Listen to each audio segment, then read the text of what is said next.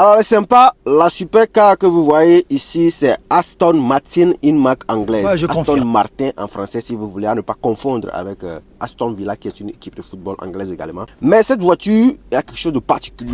C'est une voiture particulière bien sûr, écoutez. C'est une voiture qui est utilisée par les vrais passionnés d'automobile. C'est pas une voiture qui est utilisée par les gens qui veulent se la faire voir, qui veulent faire des matchs vus et tout. Non, ça c'est une voiture qui est utilisée par des vrais. C'est-à-dire la personne il est passionné, en plus il est riche pour mettre encore dessus. Parce qu'il y a des gens qui achètent des Ferrari, des gens qui achètent des Lamborghini, pas parce qu'ils sont riches. Hein. Ils veulent juste influencer les petits gars du quartier. Il y en a d'autres qui veulent seulement anarquer les gens. Ils font le fort, ils font des emprunts dans cette Lamborghini comme ça quand on les voit. On va dire ouais le gars si il est bien riche. Non, cette voiture que vous voyez là, c'est une voiture vraiment super cative. Voilà si vous prenez ça comme ça. Et du coup quand vous voyez l'arrière, vous savez que vous n'êtes pas dans un jeu de Konami, non. 4 bons chantiers simplement.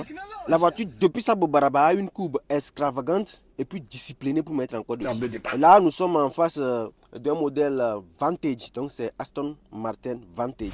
Et ça, c'est particulièrement, c'est l'année 2020.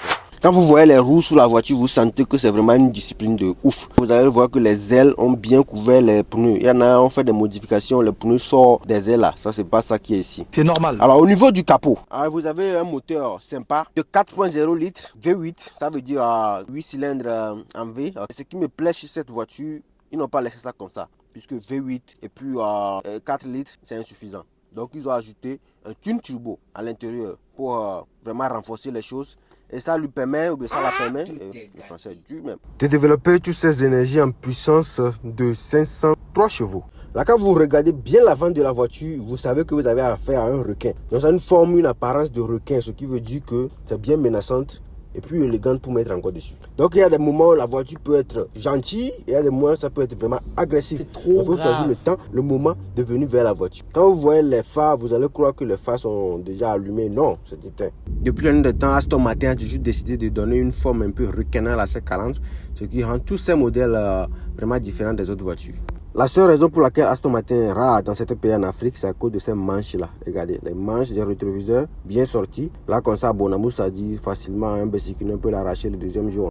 Et là, le propriétaire va pas aimer, mais il peut rien créer. Ouais, ça c'est très bien. Au niveau des airs, vous avez les extractions d'air avec l'inscription Aston Martin. Et ça, c'est pour faire sortir tous les airs chaudes du freinage que notre céramique noir va dégager au freinage d'une vitesse de 300 km/h. Bien sûr que ça va se passer en Allemagne, hein, sinon les amendes vont te dégoûter. Au cas où je ne l'ai pas dit, de 0 à 100 km/h, vous le faites juste en 3,5 secondes.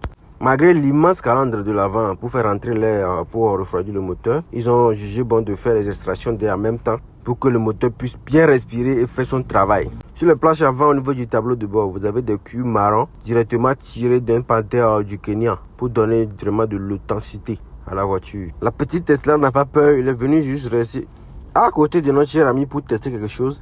C'est vraiment démarrer cette voiture et puis on appuie fort l'accélérateur, c'est ce qui va s'envoler. Bon, bref, on regarde une fois le 3/4 de la voiture pour admirer son côté sensible avec ces magnifiques jantes de 21 pouces. Alors son prix commence à partir de 220 000 $, et soit 210 000 €. Mais je pense que ça ne sert à rien de donner le prix en francs CFA.